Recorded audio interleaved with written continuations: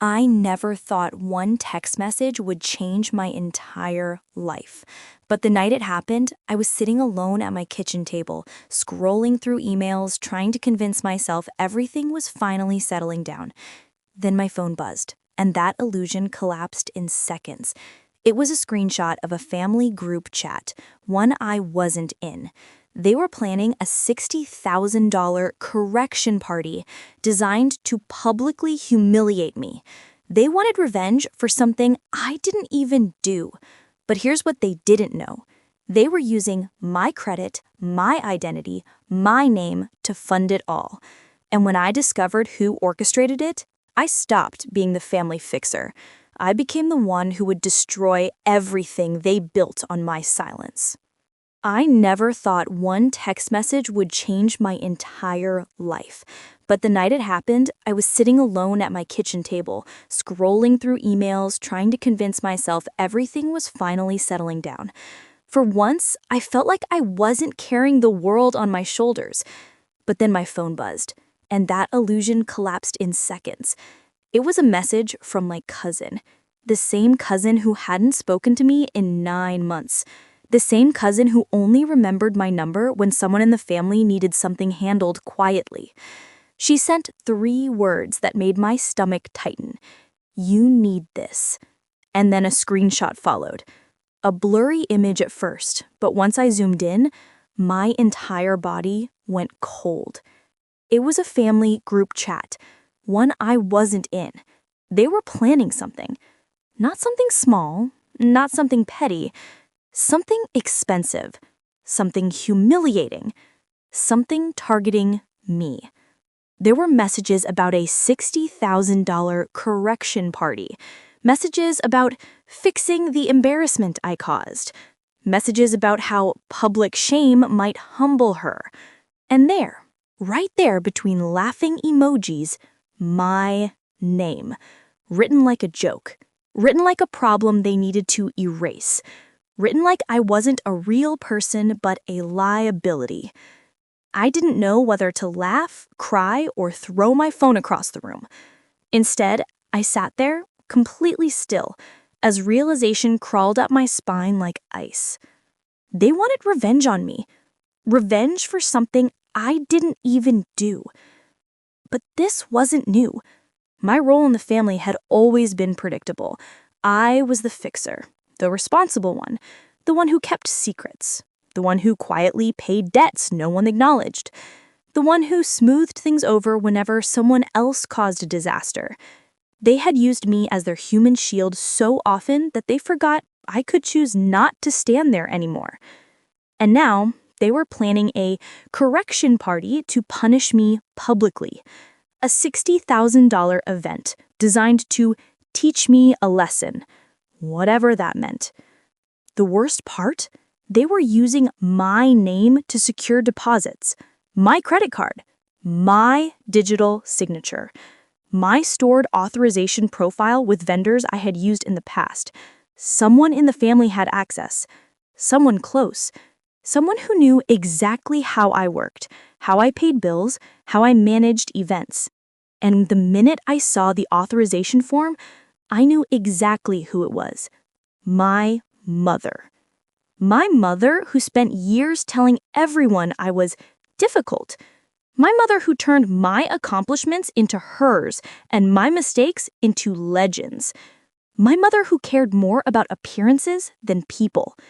She hadn't just betrayed me this time. She had used my identity again. But here's the thing about betrayal.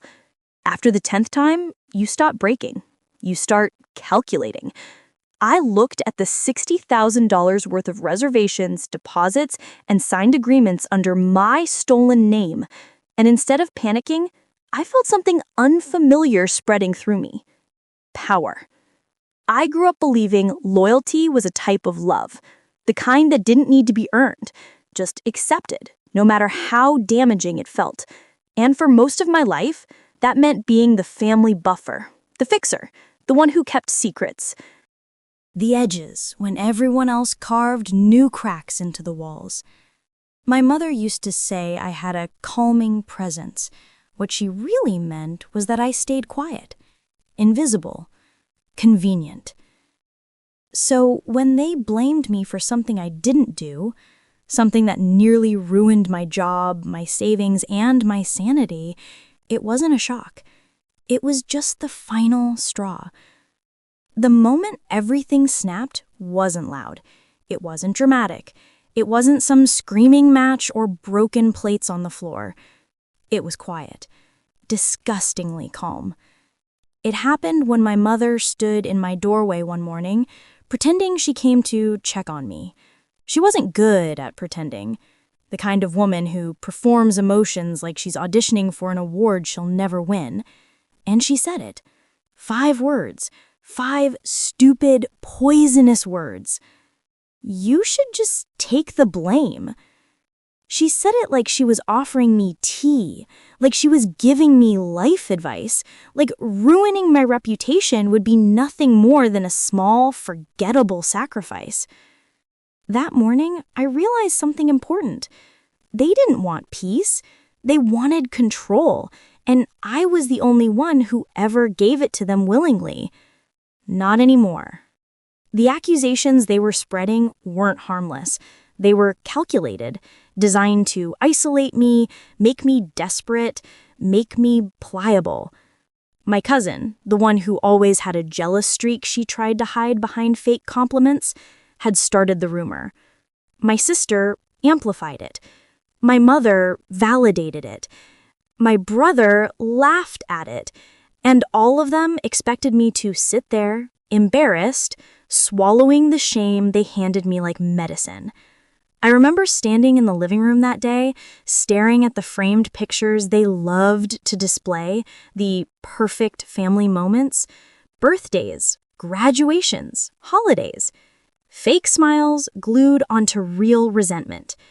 Every photo felt like a lie, a curated gallery of manipulation. I wasn't angry yet. Anger came later. What I felt in that moment was clarity, cold, precise, sharp enough to draw blood. I realized I didn't need to shout. I didn't need to fight. I just needed to stop being the version of myself they believed they owned. And if my family was comfortable destroying my life, I needed to become someone they couldn't destroy anymore. Someone who could and would strike back. When I walked out of that house, I didn't slam the door. I didn't look back. I didn't give them the satisfaction of seeing emotion. Because revenge, real revenge, it doesn't start with rage. It starts with silence, with making them believe you've surrendered until the moment you make your move. And trust me, my move was coming. I didn't sleep that night. Not because I was scared of what my family had done to me before, but because of what I was about to do next. There's a strange kind of calm that shows up when you finally stop begging people to choose you and start choosing yourself instead. I felt that calm sitting on my bedroom floor at 3 a.m., the moonlight hitting the folder of documents that used to hold my whole life hostage. They thought stealing from me, using me, embarrassing me would keep me small. They thought I would quietly disappear like I always did. But they forgot one thing. Every quiet person has a point where silence becomes strategy. The next morning, I put on the plainest clothes I had. No makeup, no dramatics. I wanted to walk into that family meeting looking exactly like the version of me they loved to underestimate. They always looked at me like I was the background character in their own movie, the one who brings food to the table but never gets to sit down. Good. Let them keep thinking that. It made what came next so much easier. When I arrived at my mom's house, everyone was already there. My mother pretending to arrange flowers, my brother scrolling on his phone like he owned the place, my sister whispering loud enough to make sure I knew she was talking about me. The air was thick with fake concern, and I could almost taste their discomfort when I walked in. They weren't expecting me to show up looking calm. They were expecting tears, apologies, or maybe a breakdown, anything that made them feel powerful. I wasn't going to give them that show. My mother was the first to speak. "We just want to talk rationally," she said, using that soft voice she only used when she needed something. My brother didn't even look up, but he smirked like he already knew the outcome. My sister shifted in her chair, twisting her jewelry, probably planning what she'd post on Instagram after this. Something inspirational to mask the fact that she was part of the storm that destroyed me. I sat down slowly, placed my bag on the table, and looked each of them in the eye. For the first time, they looked away first. I said, "You wanted to talk, so talk." My mother sighed dramatically. "You embarrassed us. All the vendors called me, the gallery called me, the bank called me. You humiliated our family." I almost laughed. They were worried about humiliation now, after everything they did, after taking my name, my credit, my savings, my future. I didn't react. I just let the silence sit long enough for discomfort to settle on their skin. "You canceled everything," my sister jumped in. "You ruined the event." "That event was funded by me," I replied. "Paid by me, planned by me. Every deposit, every signature, every deadline, mine. But you called it embarrassing when I said I wouldn't let people who mistreated me benefit from my work." "Interesting." My brother scoffed. "You're being dramatic." This time I did laugh, one sharp breath through my nose. "Dramatic? You took out credit in my name. You tried to access my accounts. You told people I was unstable so they wouldn't believe me if I spoke up. And after all that, you expected me to keep paying for everything like a loyal little servant?" My mother finally snapped. "We are family. That means you support us even when things get tough." "Family?" I repeated. "Tell me, which part of family includes stealing someone's identity for money? Which part includes using them until they break and then calling them dramatic for breaking? Which part includes expecting free labor, free money, free silence?" I leaned forward. "If that's family, then I want out." My brother straightened up. "You're not going anywhere. You think you can just cut us off? You're overreacting." I unzipped my bag slowly. Their eyes followed my hands like animals sensing danger. I pulled out the folder, the same folder they used to control me, the one with every document they forged, every paper they hid, every signature they imitated. I placed it in the center of the table. My mother froze. My sister's lips parted. My brother stopped breathing for a second. "You kept copies?" my mother whispered. I smiled gently. "Of everything. Down to the timestamps, down to the emails, down to the bank statements." My sister stuttered, "Why would you—" "Why?" I cut her off. "Because deep down, even when I loved you enough to forgive anything, I always knew you loved me enough to use everything." No one had ever spoken to them like that before. Not with volume, not with screaming, but with clarity, with truth. My mother finally stood up, her voice shaking. "If we go to the police, we lose everything." "That's not my problem. I didn't create the mess. I just stopped cleaning it." My brother leaned forward, trying to intimidate me the way he used to when we were younger. "What do you want? Money, an apology, what?" I stood up, slow and calm, and the room felt suddenly too small for the truth I was about to deliver. "I want my life back. I want my name clean. I want every fraudulent account closed. I want every dollar taken in my name paid back. And I want all of you," I said, turning towards the door, "to understand that the version of me you manipulated doesn't exist anymore." My sister started crying. My mother sat down. My brother's face went blank. For the first time in my entire life, they were the ones speechless.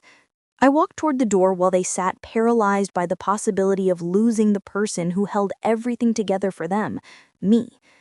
But just before leaving, I said one last thing.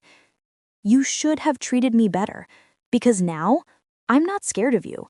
And that makes me more dangerous than you ever expected. And when I stepped outside, I felt something I had never felt before: freedom with teeth. I used to think revenge looked like fire, like chaos, like explosions that tear everything down. But now, sitting alone in my apartment with nothing but the glow of my laptop and a silence that felt earned, I realized something nobody ever told me. The most brutal revenge is the one where you simply stop allowing people to use you. No screaming, no breakdown, just withdrawal. But withdrawal isn't as silent as people imagine.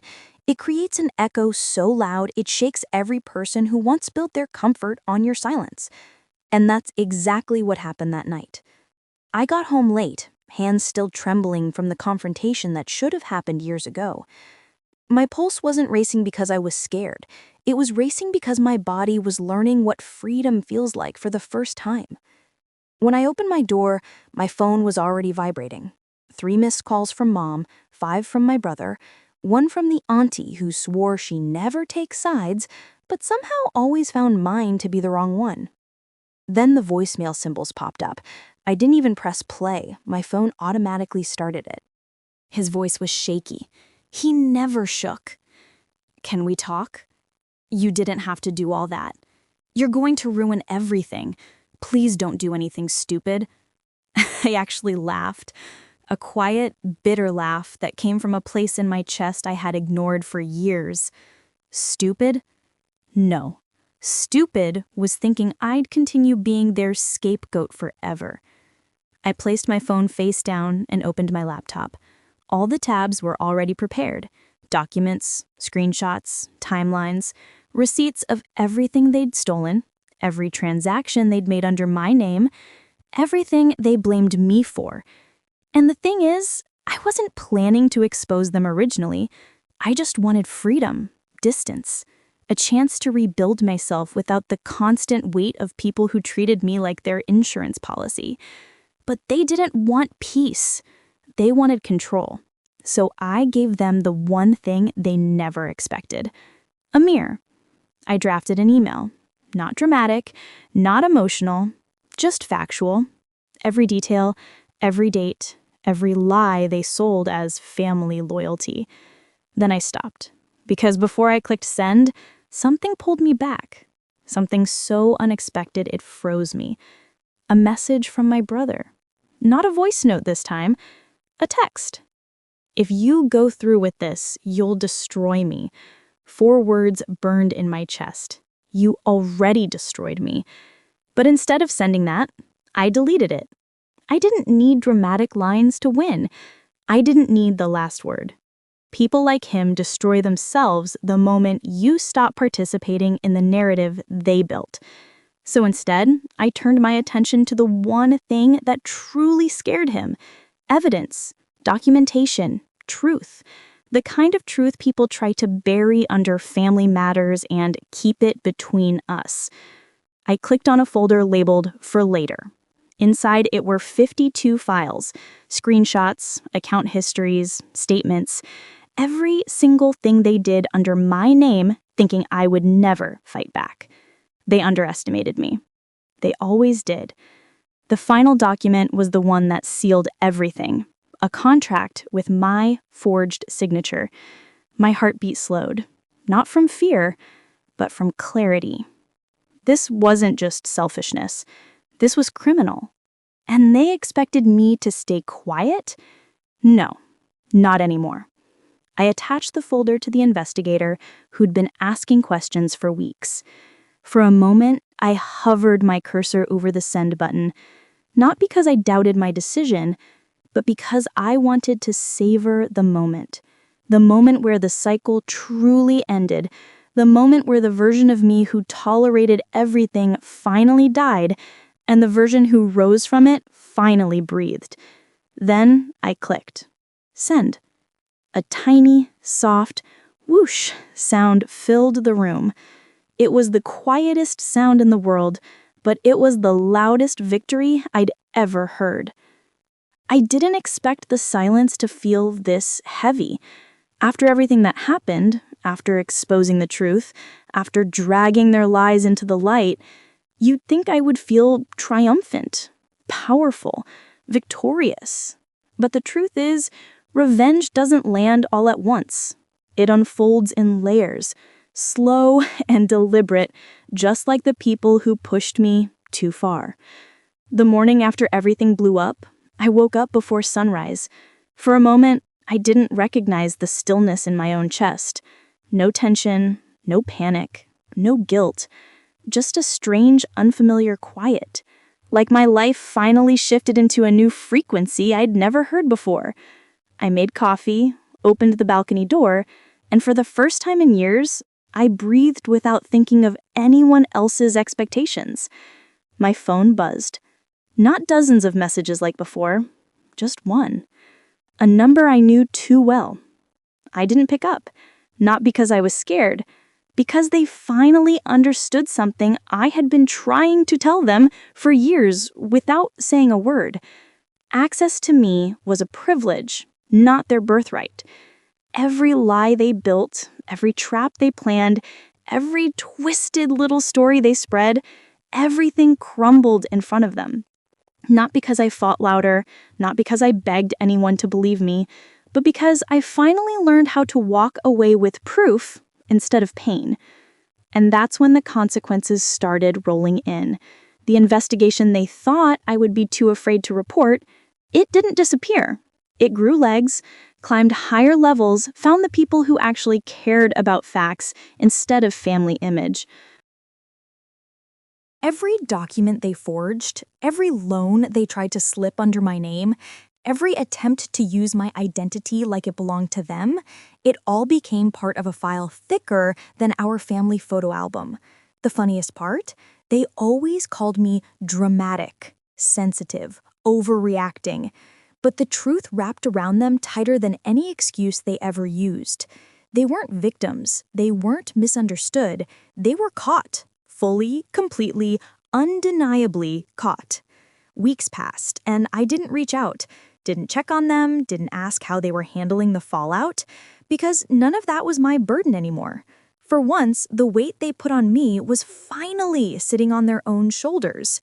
I spent my time rebuilding the pieces of my life they tried to take: credit scores, paperwork, accounts, boundaries, and the part of myself I had abandoned to keep them comfortable.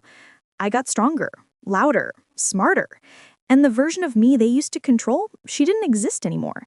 Revenge didn't look like shouting. It didn't look like slamming doors or plotting some dramatic movie-styled takedown. It looked like becoming unreachable, untouchable. It looked like success they could no longer claim, decisions they could no longer influence, and a future that no longer included their shadows. One night, months later, I received another call, this time from someone who never bothered to contact me before. The tone in their voice wasn't arrogant anymore. It wasn't entitled. It was apologetic, hesitant, small. They wanted to talk. They wanted to explain. They wanted forgiveness. I let them speak. Every word, every excuse, every attempt to soften what they did. And when they were done, when they finally ran out of things to say, I told them the truth they had avoided for years. I wasn't angry anymore. I wasn't waiting for an apology. I wasn't asking for them to admit they were wrong. I wasn't interested in returning to what we once were, because I had outgrown them. They confused my silence with weakness. They confused my loyalty with stupidity. They confused my patience with permission. And now they were facing a version of me who finally understood what they had been terrified of all along. Someone who didn't need them for anything. Not validation, not love, not acceptance, not closure. I ended the call politely. No yelling, no emotional outburst, no dramatic goodbye, just a simple truth spoken with a calm they couldn't manipulate. I'm done. I didn't block their number. I didn't post anything online. I didn't try to destroy them the way they tried to destroy me, because my life was already moving in a direction they couldn't follow. Revenge isn't just about watching someone fall. Sometimes it's about rising so far beyond their reach that they become irrelevant, a footnote, a distant echo, a reminder of who you used to be before you finally woke up. And as I closed the door that night, something inside me settled. Not anger, not bitterness, peace. Not because they changed, because I finally did. And that is the ending they never expected, the one they never prepared for, the one they could never control. The day I stopped fighting them was the day I finally won.